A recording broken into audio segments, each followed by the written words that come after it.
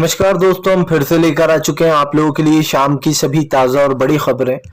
फटाफट अंदाज में एक एक कर बताएंगे आपको आज देश और दुनिया से क्या बड़ी खबरें निकलकर सामने आ रही हैं।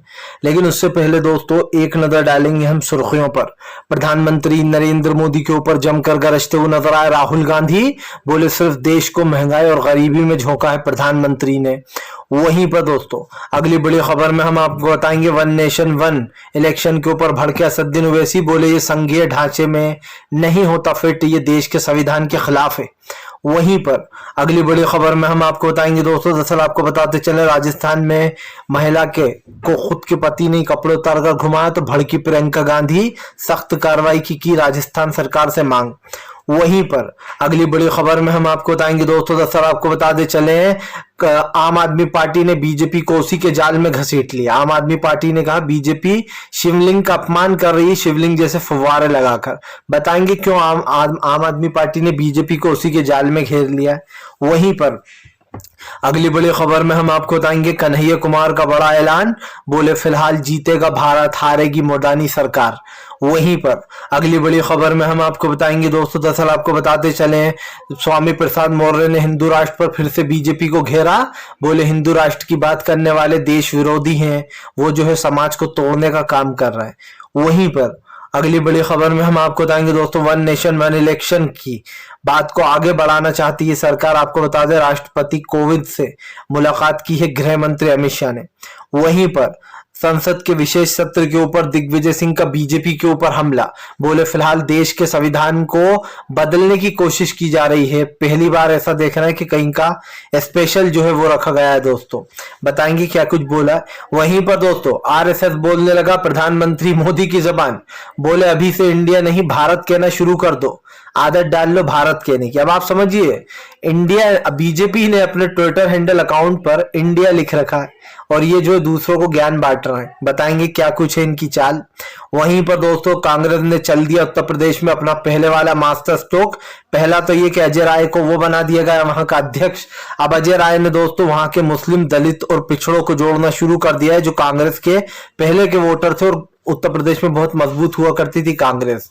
फिलहाल तो सारी खबरें फटाफट अंदाज में देंगे, एक एक कर देंगे। फिलहाल खैर चलिए बढ़ते हैं सबसे पहली और सबसे बड़ी खबर की ओर। दरअसल दोस्तों आपको बताते चले स्वामी प्रसाद मौर्य ने बीजेपी को जमकर घेरा। हिंदू मुसलमान पर बीजेपी की लगा दी लंका। दरअसल दोस्तों बीजेपी वाले हमेशा हिंदू राष्ट्र की बात करते हैं, हिंदू राष्ट्र बनाने की बात करते हैं। इसको लेकर स्वामी प्रसाद मौर्य ने बीजेपी को जमकर घेर लिया। स्वामी प्रसाद मौर्य ने कहा कि देश को हिंदू राष्ट्र बनाने वाले देश विरोधी हैं। हम किसी भी समाज के साथ जो है यहाँ पर भेदभाव नहीं कर सकते। हर समाज का भारत में एक अपना पहचान है और सभी समाज को दोस्तों, सभी धर्म के लोगों को एक जैसा जो है संविधान में वो दिया गया है। लेकिन आप समझिए बीजेपी वाले हों, स्वामी प्रसाद मौर्य ने कहा, या फिर कुछ चंद लोग जो हिंदू राष्ट्र बनाने की बात करते हैं, दरअसल वो देश विरोधी हैं। स्वामी प्रसाद मौर्य ने कहा कि कोई भी देश को हिंदू राष्ट्र नहीं बना सकता है, क्योंकि देश में तमाम तरीके के धर्म के लोग रहते हैं और सबको एक जैसी जो है यहाँ पर वो मिली है दोस्तों। आपको बताते चले स्वामी प्रसाद मौर्य ने कहा कि दरअसल जो लोग हिंदू राष्ट्र की बात कर रहे हैं वो देश विरोधी हैं। आपको बताते चले इससे पहले भी स्वामी प्रसाद मौर्य ने बीजेपी को जमकर घेरा था और उन्होंने कहा था कि भारतीय जनता पार्टी सिर्फ देश में नफरत फैलाने का काम करती है। आपको बताते चले एक बार फिर से जो है स्वामी प्रसाद मौर्य के बयान के बाद बीजेपी में भगदड़ मच गई है। जाहिर सी बात है स्वामी प्रसाद मौर्य का ये बयान बीजेपी के लिए मुश्किल है दोस्तों। और यकीन मानिए स्वामी प्रसाद मौर्य वो बात बोल गए जो बड़े बड़े नेता नहीं बोल पाते दोस्तों, कि आज जो लोग हिंदू राष्ट्र की बात कर रहे हैं दरअसल वो देश विरोधी है दोस्तों। वो चाहते हैं कि देश में टूट हो जाए, हिंदू मुसलमान हो जाए, लोग एक दूसरे से लड़े। और इसीलिए दोस्तों बीजेपी के नेता ही हैं वो लोग जो हिंदू राष्ट्र की बात करते हैं। आपने देखा होगा कभी किसी के मुंह से बात निकलती नहीं है, बस कुछ पोंगा पंडित हैं और कुछ बीजेपी के कार्यकर्ता जो हिंदू राष्ट्र की बात करते हैं। चलिए बढ़ते हैं एक और अगली बिग ब्रेकिंग की तरफ। बता दोस्तों अगली जो बड़ी खबर निकल कर आ रही है, राहुल गांधी का प्रधानमंत्री के ऊपर बड़ा हमला। बोले हर जगह बीजेपी ने महंगाई, गरीबी और बेरोजगारी दे रखी है। जहां जहां पर हम अच्छा काम कर रहे हैं वहां वहां बीजेपी को जो है यहाँ पर जनता उनकी सही जगह दिखाएगी। आपको बता दें कल छत्तीसगढ़ में राहुल गांधी पहुंचे थे। उन्होंने अपने कार्यकर्ताओं को जो है यहाँ पर बात करते हुए कहा, राहुल गांधी ने कहा कि हमारे कार्यकर्ता बब्बर शेर हैं और इन्हीं की वजह से हम सारे चुनाव जीतते हैं, ये लोग बहुत मेहनत करते हैं। आपको बताते चले राहुल गांधी ने कहा कि फिलहाल एक चीज तो तय है, आने वाले समय में इंडिया की सरकार बनेगी और इंडिया ही एनडीए को हराएगा। आपको बता दें राहुल गांधी ने कहा कि जब भी बात इंडिया की आती है तो इंडिया के सामने कोई जीत नहीं पाता है। दरअसल दोस्तों आपको बता दें चले आरएसएस और बीजेपी अपने काम पे लग गए हैं। इंडिया नाम रखने के बाद से ही बीजेपी के खेमे में दोस्तों बहुत डर है, इसीलिए वो इंडिया नाम का विरोध कर रहा है। लेकिन सवाल सिर्फ ये नहीं है दोस्तों, भारतीय जनता पार्टी जो है वो आज पूरी तरीके से बौखला गई है। और सवाल ये है दोस्तों कि आज हमारे देश में जो हो रहा है, आपने देखा ही है, प्रधानमंत्री जब भी मुद्दों की बात आती है तो भाग निकलते हैं। राहुल गांधी ने कहा कि इंडिया वर्सेस एनडीए का मतलब सिर्फ इतना सा है कि इंडिया में तमाम वो लोग हैं जो कि इंडिया का भला चाहते हैं, जो चाहते हैं कि देश आगे बढ़े। राहुल गांधी ने कहा कि बीजेपी चाहे कुछ भी करे लेकिन इस बार इंडिया की जनता बीजेपी को वोट नहीं देगी। राहुल गांधी ने कहा कि जब भी लड़ाई जो है इंडिया के और मोदी के बीच में हो गई तो लोग इंडिया को ही चुनेंगे, कि प्रधानमंत्री मोदी को।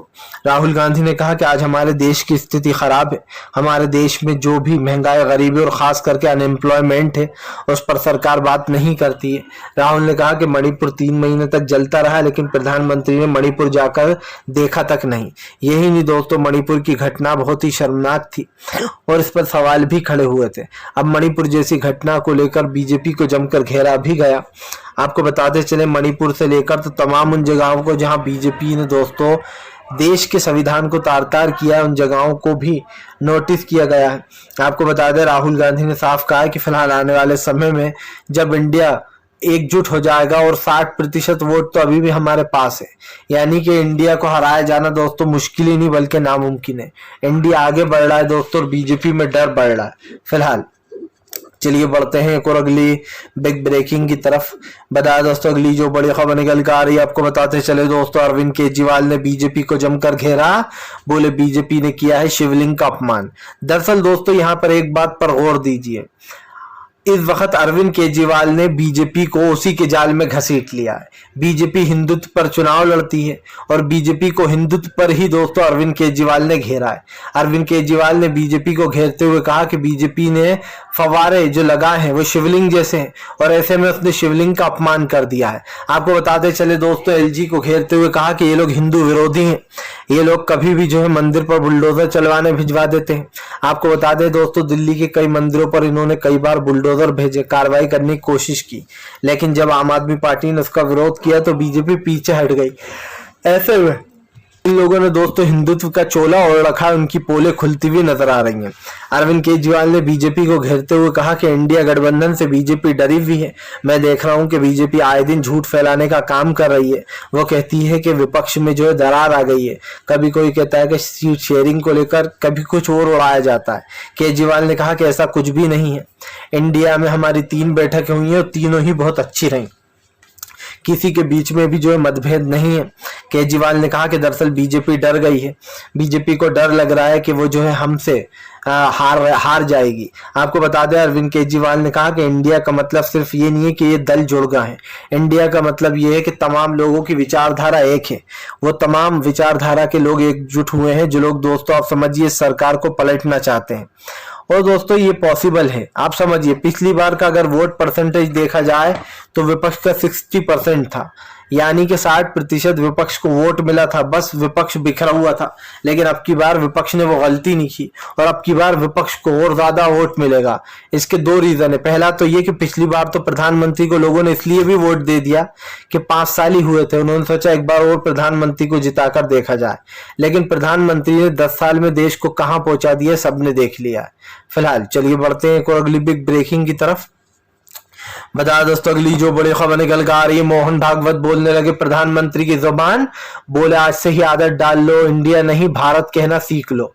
आपको बताते चले दोस्तों आरएसएस प्रमुख के चीफ मोहन भागवत अब इंडिया हटाने की बात कर रहे हैं, कह रहे हैं इंडिया मत कहा करो, आज से ही आदत डालो भारत कहने की। दरअसल दोस्तों बीजेपी को सबसे पहले नसीहत देने की जरूरत है मोहन भागवत को। आखिरकार मोहन भागवत ने अपना असली रंग दिखाई दिया। कर दिया अपना एजेंडा शुरू बीजेपी के लिए। हमने क्या कहा था दोस्तों, आरएसएस तब तक ही खुश रहती है जब तक बीजेपी सत्ता में रहती है, क्योंकि आरएसएस को गुंडागर्दी करने का लाइसेंस जो मिल जाता है, जगह जगह पर जो है यहाँ पर इनके कार्यकर्ता हंगामा मचाते हैं। आरएसएस और बीजेपी, बजरंग दल के, ये सब लोग दोस्तों एक ही थाली के चट्टे बट्टे हैं। आरएसएस को डर लग रहा है कि अब कहीं विपक्ष की सरकार ना आ जाए, और विपक्ष की सरकार आ गई तो दोस्तों आरएसएस के लिए तो जीना हराम होगा ही, लेकिन बीजेपी के भी काले कारनामों का चिट्ठा खुल जाएगा। इसीलिए आपको बताते चले बीजेपी पूरी कोशिश कर रही है कि वो सत्ता में दोबारा आ जाए, लेकिन आपको बताते चले आरएसएस उसके एजेंडे पर काम कर रहा है, क्योंकि जितने भी आरएसएस और बीजेपी ने मिलकर सर्वे किए हैं उसमें सब में बीजेपी हार रही है। इसलिए आरएसएस ने अब एजेंडा संभाल लिया है। जब कल मोहन भागवत ने कहा कि इंडिया मत कहा करो, भारत कहने की आदत डाल लो, तभी मैं समझ गया कि चलो बीजेपी के एजेंडे पर होगा ये शुरू। दरअसल दोस्तों सबसे पहले तो मोहन भागवत को बीजेपी को नसीहत देना चाहिए, क्योंकि बीजेपी के ट्विटर हैंडल का अकाउंट का नाम बीजेपी फॉर इंडिया है। यही नहीं, तमाम जितने बीजेपी के नेता हैं उनके ट्विटर के आगे इंडिया ही लिखा था, लेकिन जैसे ही उस दिन प्रधानमंत्री ने भारत का नारा दिया, सबने जल्दी जल्दी करके इंडिया नाम हटा दिया, लेकिन वहां पर वो नाम की छवि रह गई जो पहले थी। फिलहाल चलिए बढ़ते हैं एक और अगली बिग ब्रेकिंग की तरफ। बता दोस्तों अगली जो बड़ी खबर निकल कर आ रही है आपको बताते चले दोस्तों, असदुद्दीन ओवैसी का बीजेपी के ऊपर बड़ा हमला। बोले वन नेशन वन इलेक्शन लाना संविधान के खिलाफ है, इसको राज्यसभा में बहुमत नहीं। आपको बताते चले दोस्तों वन नेशन वन इलेक्शन, इसको लेकर अब सियासत गरमाई जा रही है। जानबूझकर ऐसा माहौल बनाया जा रहा है कि लोग इस पे चर्चा करने लगे और इंडिया को भूल जाएं। इंडिया को क्यों भूल जाएं दोस्तों, क्योंकि जाहिर सी बात है इंडिया पे लोग चर्चा कर रहे हैं, लोग जान रहे हैं कि आखिरकार इंडिया यानी कि इंडिया और एनडीए में जो टक्कर होने वाली है उसमें कौन जीतेगा। लेकिन इंडिया चर्चाओं में इसलिए क्योंकि 27 दल हो चुके हैं, पहले 26 थे अब 28 हो चुके हैं, सॉरी 2 दल बढ़ गए हैं।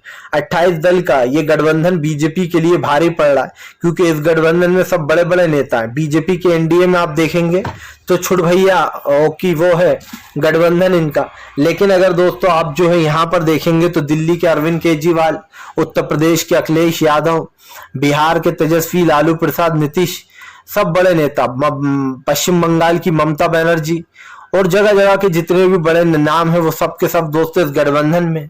और बीजेपी क्या है दोस्तों, उसके पास कौन है मजबूत, आप बताइए। उसके गठबंधन में छुटपुट नेता है जो थोड़ी थोड़ी सीटें जीत पाते हैं। इसीलिए बीजेपी को डर है कि विपक्ष एक हो चुका है, और अगर सीटों को देखा जाए तो बीजेपी बड़ी आसानी से हार जाएगी।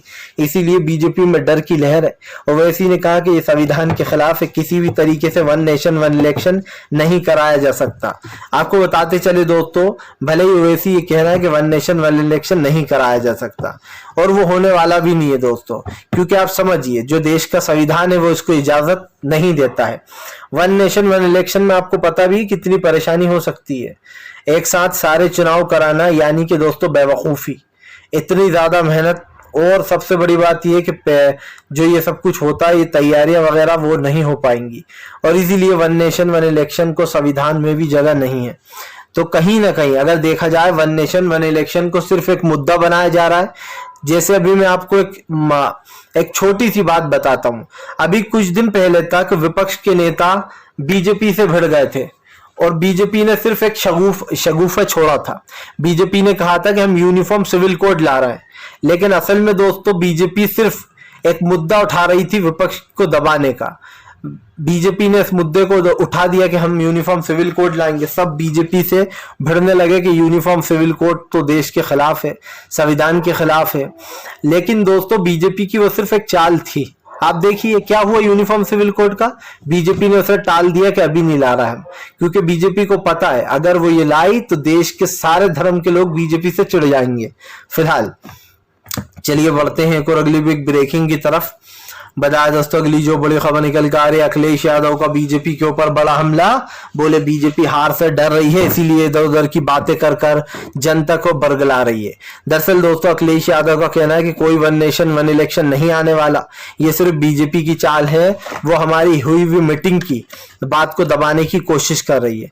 अखिलेश यादव ने कहा कि जनता में रोष है, बीजेपी के खिलाफ जनता सड़कों पर उतरना चाहती है, और इसीलिए बीजेपी इन चीजों से बचने के काम कर रही है। दरअसल दोस्तों सवाल वही है जवाब मेरे पास कई हैं कि बीजेपी दोस्तों इस चीज से भाग क्यों रही है। भारतीय जनता पार्टी को लगता है कि वह देश के स्ट्रक्चर संविधान के साथ खेल सकता है, लेकिन दोस्तों मैं पूछना चाहता हूं कि इस वक्त बीजेपी कौन सी रणनीति पर काम कर रही है। आज देश की संपत्तियां अडानी और अंबानी के पास चली गई हैं। आप देश के संविधान को, स्ट्रक्चर को कमजोर कर रहा हो। आप देश के संविधान को कमजोर करने के साथ साथ हमें बताने की क्या कोशिश कर रहा हो आप। सवाल वही है दोस्तों, और वो उठेंगे भी। आप प्रधानमंत्री की बातें देख लीजिए, आने वाले समय हो या दोस्तों इससे पहले का, भारतीय जनता पार्टी को लगता है कि वो देश के संविधान को कंट्रोल कर लेगी, लेकिन सच्चाई ये है कि देश के संविधान को कोई कंट्रोल नहीं कर सकता। आज बीजेपी सत्ता में है, कल चली जाएगी। 2024 में जब ये सत्ता से जाएंगे तो इनकी विदाई के बाद देखिएगा, यही गोदी मीडिया बीजेपी की बुराई करेगी, यही गोदी मीडिया बीजेपी को कोसेगी। क्यों कोसेगी दोस्तों? एक तो आप समझिए, सच्ची पत्रकारिता लोगों से छीन ली गई। जो लोग सच्चे मन से पत्रकारिता करते थे दोस्तों, उन लोगों को कहीं ना कहीं रोक दिया गया, और ऐसे में भारतीय जनता पार्टी दोस्तों पूरी तरीके से फेल है। मुझे एक चीज समझ में आ चुकी है कि देश के आने वाला जो समय है दोस्तों बीजेपी के लिए खतरनाक साबित होगा, क्योंकि भारतीय जनता पार्टी को लगता है कि वो देश के संविधान से दोस्तों खेल रही है, लेकिन सच में सच्चाई यही है कि बीजेपी से लोग खेलेंगे अब। फिलहाल चलिए बढ़ते हैं एक और अगली बिग ब्रेकिंग की तरफ। बता दोस्तों अगली जो बड़ी खबर निकल कर आ रही है, आपको बताते चले दोस्तों, अजय राय ने उत्तर प्रदेश में चल दिया फिर से अपना पहले वाला दाव। अजय राय को दोस्तों जब से बीजेपी ने प्रदेश अध्यक्ष बनाया तब से उत्तर प्रदेश में कांग्रेस बहुत ज्यादा एक्टिव हो गई है। आपको बताता चलूं, पहले अजय राय आरएसएस में भी थे, उसके बाद वो बीजेपी में आ गए। उसके बाद दोस्तों अब कांग्रेस ने अजय राय को सीधे मोदी सरकार के खिलाफ खड़ा कर दिया, और ये कांग्रेस की बहुत बड़ी दोस्तों एक वो है चाल जिसमें बीजेपी फंस चुकी है। अजय राय न सिर्फ दोस्तों स्मृति ईरानी को रोज चैलेंज कर रहे हैं, बल्कि अजय राय के कांग्रेस में आने के बाद अब कांग्रेस का दबदबा उत्तर प्रदेश में बढ़ जाएगा। इसके सबसे बड़ा रीजन मैं आपको बता दूं दोस्तों, दरअसल अजय राय को दोस्तों इसीलिए लाया गया है कि वो खोई हुई जमीन को वापस पा पाए। उत्तर प्रदेश में पहले कांग्रेस बहुत मजबूत हुआ करती थी, इसीलिए आपको बताते चले अब अजय राय ने एक चाल चली है, जहां पर आपको बताते चले दोस्तों वो ब्राह्मण, दलित और मुस्लिमों को जोड़ने का काम करेंगे। आपको बता दें ये कांग्रेस का वोट बैंक था, ब्राह्मण, दलित और मुसलमान। ऐसे में उत्तर प्रदेश के आने वाले लोकसभा चुनाव में अजय राय की एक बड़ी भूमिका हो सकती है। इसलिए हो सकती है क्योंकि अजय राय को काम सौंपा गया है कि वो जल्द से जल्द उत्तर प्रदेश में कांग्रेस की जमीन को मजबूत करें। पिछले दिनों अजय राय ने कहा था कि वो अखिलेश यादव को सपोर्ट करेंगे।